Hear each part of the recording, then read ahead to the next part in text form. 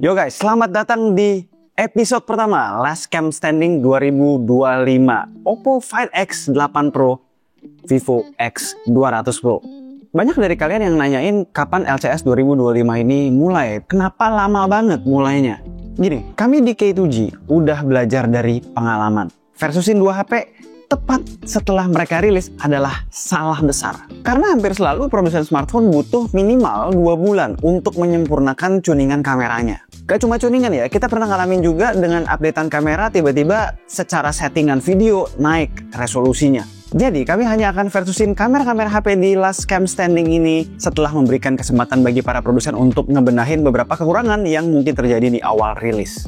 Contoh, Oppo Find X8 Pro pas awal rilis, Tele 6X-nya itu walau di optical pun detailnya itu kurang banget pada saat itu. Tapi di updatean Januari atau Februari itu mendadak kualitasnya naik luar biasa. X200 Pro juga, di awal rilis videonya kurang stabil, tapi setelah updatean Maret kemarin, sekarang stabil banget video 4K 60-nya. Nah, karena kita udah memberikan waktu yang cukup bagi dua smartphone ini untuk berbenah, battle-nya akan jauh lebih valid hasilnya, nggak setengah-setengah. Oppo Find X8 Pro, Vivo X200 Pro. Let's go!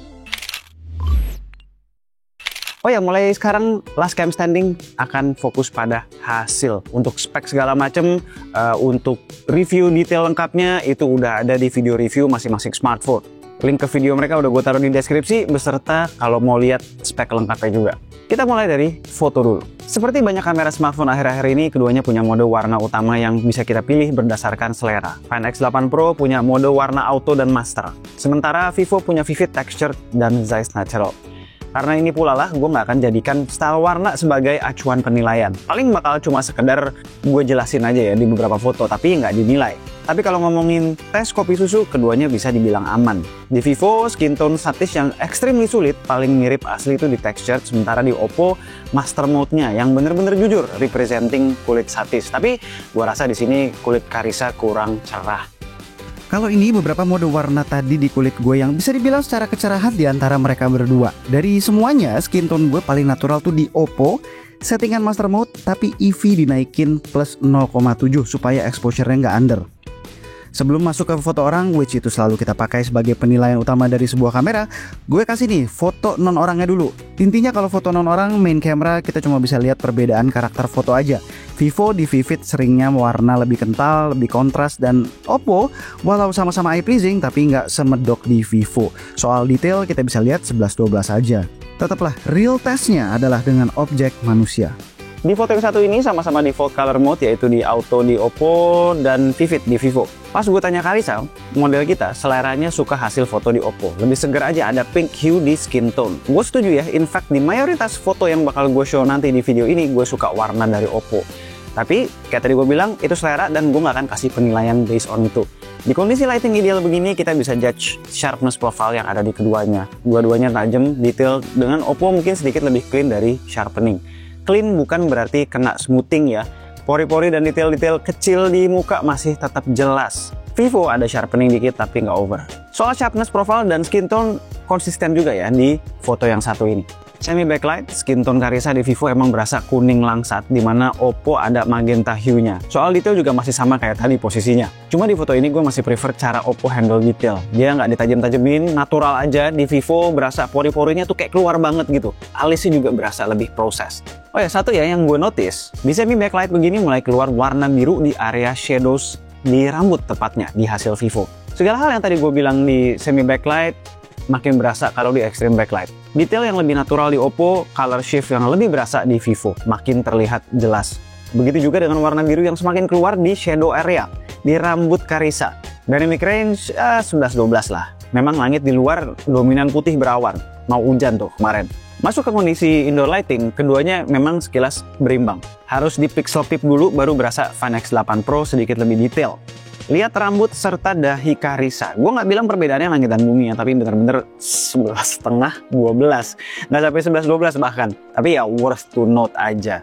Di kondisi yang udah mulai gelap, gue prefer hasil Oppo overall. Secara exposure lebih pas Vivo, tapi Vivo tuh terlalu kontras.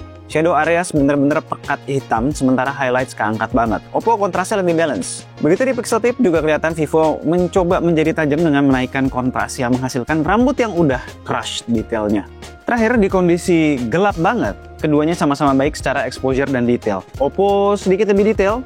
Lihat bagian gigi depan tuh yang masih kepisah versus di Vivo yang udah kayak 2 gigi jadi 1 gitu. Problemnya di Oppo entah kenapa muncul artifacts di bagian dada. 2 kali gua moto masih sama aja ya. Di Vivo aman. Overall soal main camera gue pick Oppo ya, walaupun memang sebenarnya bedanya nggak terlalu jauh. Hal-hal seperti sharpness profile dan warna gue masukin ke kotak selera dan nggak gue nilai. Yang membuat perbedaan bagi Oppo adalah di kondisi backlight dan low light. Oppo lebih bagus.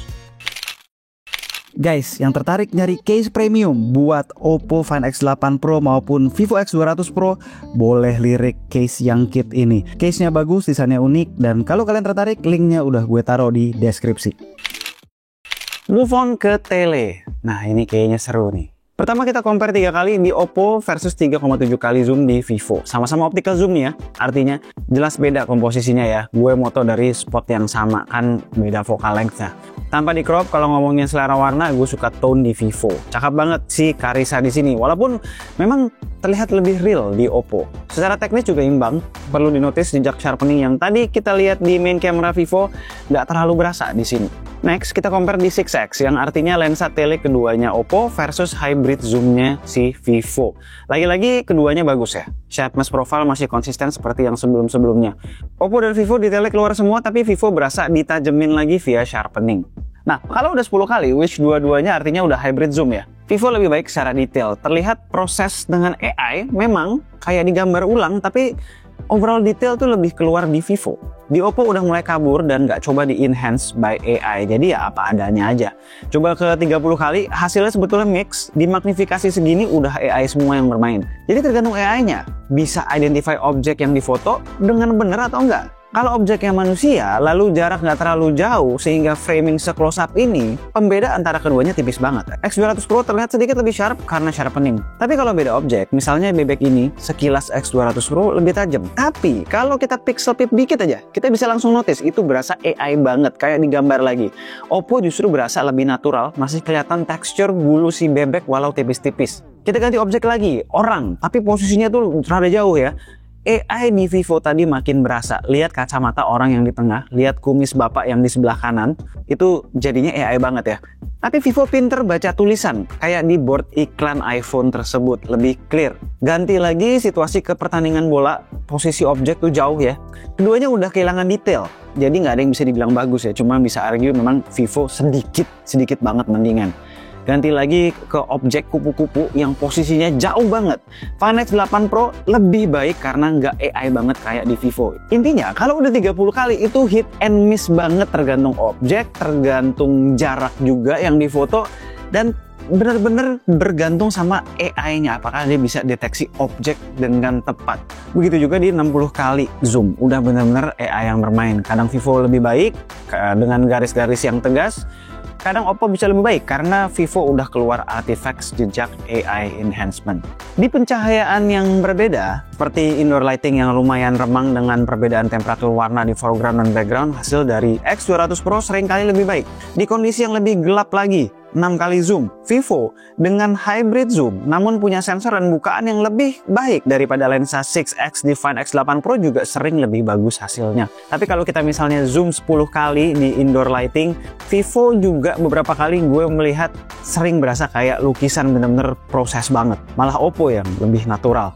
Masih di zoom 10 kali tapi kita coba fokus ke tulisan. Kayak tadi gue bilang, AI-nya Vivo kalau ngedetect tulisan tuh, wah hasilnya bagusan Vivo. Jauh. Gimana? Bingung nggak? Nggak sesimpel yang lo kira kan tentang perbandingan tele ini.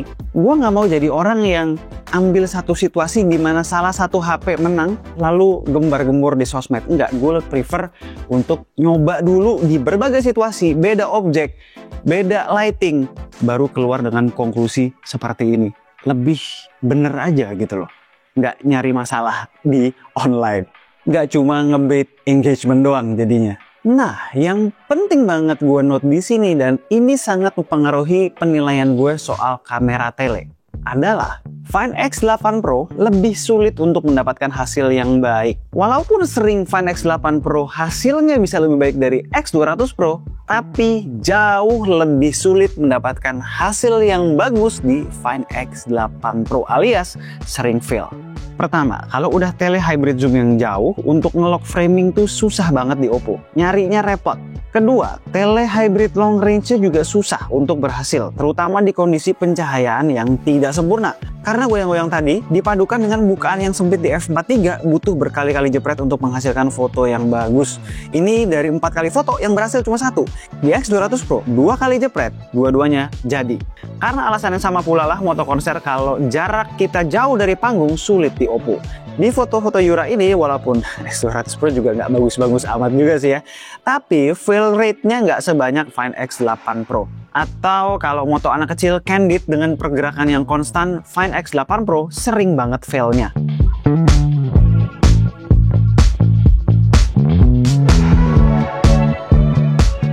Jadi sebenarnya soal tele ini menurut gue berimbang. Keduanya untuk 10 kali zoom ke bawah bagus, untuk hybrid zoom yang udah jauh tergantung banget sama objek dan AI. Lebih sering menang si Oppo sih ya, karena nggak terlalu AI enhance banget looknya.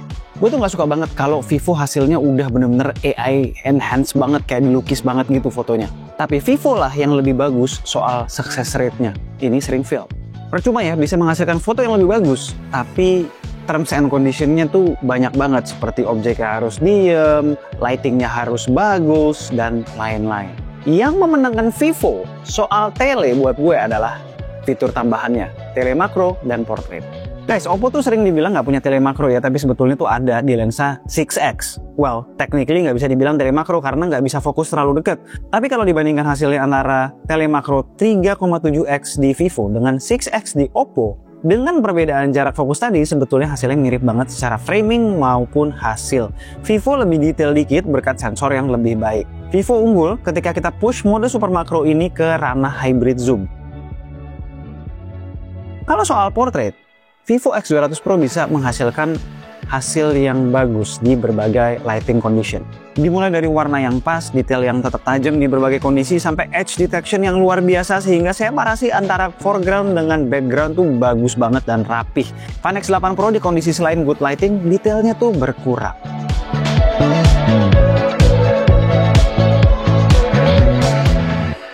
Selain soal kualitas, Vivo juga berada di depan karena magicnya portrait shots dari Vivo yang sering gue bilang. Kita bisa lebih sering berhasil foto portrait shots dalam keadaan objek bergerak tanpa harus worry soal motion blur, error processing, separasi bokeh, atau jenis kegagalan lainnya. Oppo lebih sering fail. Kadang blur, kadang separasi ngaco. Ya to be fair, mayoritas HP di luar sana, ya hasilnya portrait shot tidak akan sebagus Vivo ini. Ngomong-ngomong soal kemampuan capture objek bergerak, Vivo dengan snapshot mode-nya juga sedikit lebih baik. Keduanya berhasil mengeliminasi motion blur. Namun, Vivo lebih unggul karena lebih bisa mempertahankan detail. Move on ke kamera ultrawide. Keduanya punya dynamic range yang bagus. Namun, hasil Oppo tuh lebih clean ya, dengan detail yang masih baik pula. Vivo detailnya bagus, tapi kalau diperhatikan sharpening-nya tuh berasa banget dan jadinya sedikit bikin kotor image. Hal ini konsisten sampai indoor lighting, sementara di low light itu semakin berasa perbedaannya. Jauh lebih bagus Oppo. Untuk selfie, Vivo unggul. Semua yang gue kritik di main kamera Vivo justru kelihatannya di Oppo sekarang. Sharpening yang sedikit berlebih, warna yang justru malah muted. Baik di good lighting dan di low light juga sama. Oke, itu soal foto ya. Kita recap dulu. Main kamera menurut gue Oppo menang. Untuk tele, Vivo menang tipis berkat kemudahan penggunaan, success rate, serta makro dan portrait mode. Di luar itu, telenya sebenarnya saling mengalahkan. Ultrawide Oppo yang menang, selfie Vivo yang menang. Kita move on ke video. Hai, gue lagi cobain video selfie dari Oppo Find X8 Pro. Gimana menurut kalian? Bagus gak? Hai, gue lagi cobain video selfie dari Vivo X200 Pro. Gimana menurut kalian? Bagus gak? Di settingan maksimal 4K 60 fps, video selfie ternyata Vivo X200 Pro kalah jauh soal stabilisasi. Goyak kalau dibandingkan Find X8 Pro. Oppo ada jitter dikit ketika kaki menghentak, tapi nggak noticeable kecuali diperhatikan banget. Soal image quality keduanya nggak sempurna ya. Oppo berasa sharpening dikit, sementara Vivo justru kurang tajam. Untuk rekaman audionya, Oppo juga lebih mampu sedikit meredam ambient noise air mancur di background. Lebih stand out suara Carissa. Untuk video main camera 4K 60 fps, gue prefer hasil dari Vivo. Dynamic range lebih baik sedikit, warna juga justru Vivo mirip warna foto di Oppo tadi ya, lebih fresh, ada magentanya dikit, dan soal detail memang Oppo nih sharpeningnya berasa ya di video ya. Gue pribadi nggak suka video yang kena sharpening walau sedikit pun. Video tuh nggak seharusnya di sharpening. Vivo detailnya keluar tanpa harus ditajam-tajamin. Soal stabilisasi sih imbang ya. Bagusnya video main camera Vivo berlanjut sampai kondisi indoor lighting. Justru si Oppo sekarang kekurangan detail, sementara Vivo masih bagus. Soal pindah-pindah lensa ketika recording, keduanya punya kekurangan masing-masing. Oppo berasa lebih smooth, tapi secara speed, zoom in, zoom outnya kadang terlalu cepat, terlalu satset. Sementara Vivo speednya oke, tapi transisinya masih ada hentakannya. Nah, pas tele 10 kali, kualitas gambar tuh masih lebih baik X200 Pro. Emang ya, ini Find X8 Pro lemahnya di lensa tele keduanya, yang 6 kali ini. Kekurangan dari video tele di X200 Pro baru berasa kalau udah zoom maksimal ke 20 kali. Dia lebih goyang dan susah stay di satu titik. Find X8 Pro yang di fotografi lebih sulit ngeker objek di tele jauh, malah bisa lebih stabil di video. Ada satu lagi kekurangan Oppo di tele, kadang fokusnya tuh suka nggak dapet ya, lari-lari. Vivo lebih gampang ngelock. Di kondisi gelap, 4K 60 fps, main kamera Vivo masih bagus, Oppo udah turun banget kualitasnya. Tapi video ultrawide Vivo tuh parah banget, noisy, jelek. Oppo juga nggak bagus-bagus amat ya, tapi mendingan. Kalau kita turunin ke 4K 30 untuk bisa nangkap lebih banyak cahaya, main kameranya jadi lebih berimbang. Ultrawide tetap sedikit lebih baik Oppo, walau Vivo ya udah mendingan dikit. Tapi tele jauh lebih bagus Vivo. Oppo tuh lebih terang doang, tapi detail jauh lebih keluar di Vivo. Oke, itu soal videonya ya. Recap dulu, selfie video bagusan Oppo, main camera bagusan Vivo di berbagai kondisi, pindah-pindah lensa 11-12 aja, video tele keduanya nggak sempurna walau gue masih prefer Vivo, tapi ultrawide gue prefer Oppo, terutama di low light. Gimana? Surprising nggak? Ketika kita compare kamera dari Find X8 Pro dan X200 Pro dan ditelisik sejauh itu di berbagai kondisi, berbagai skenario, ternyata hasilnya tidak jauh perbedaannya. Nah, yang jomplang soal kameranya justru datang dari fitur. Jauh cuy perbedaannya. Vivo punya banyak banget fitur yang Oppo nggak punya. Di fotografi ada portrait shots ajaib yang bisa moto objek bergerak. Ada portrait mode yang punya banyak style bokeh maupun preset karakter potret.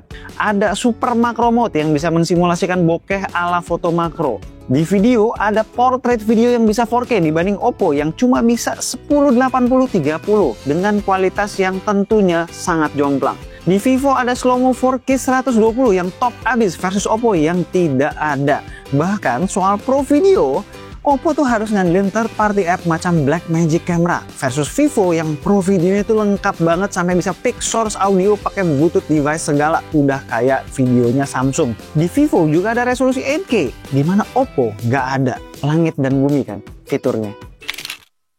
Oke. Oppo Find X8 Pro, Vivo X200 Pro. Buat kalian, para fanboy Vivo nih, mudah-mudahan komparasi ini bisa membuka mata kalian. Bahwa kalau namanya udah flagship, nggak ada tuh yang namanya jomplang-jomplang. Kalau kita ngelihat purely based on hasil, pasti ujung-ujungnya saling mengalahkan aja. Kelihatan banget kalau udah diteliti seperti ini. Walaupun begitu, bener, Vivo comes on top. Terutama kalau udah ngomongin kemudahan penggunaan, success rate, dan yang terutama fitur. No debat di sana. Jadi pemenang Last Cam Standing episode pertama kali ini adalah Vivo X200 Pro. Next, dia akan lawan Samsung Galaxy S25 Ultra. Alright, sekian aja video dari gue kali ini. Gue Alessa and this is K2G. Tunggu racun-racun kami berikutnya.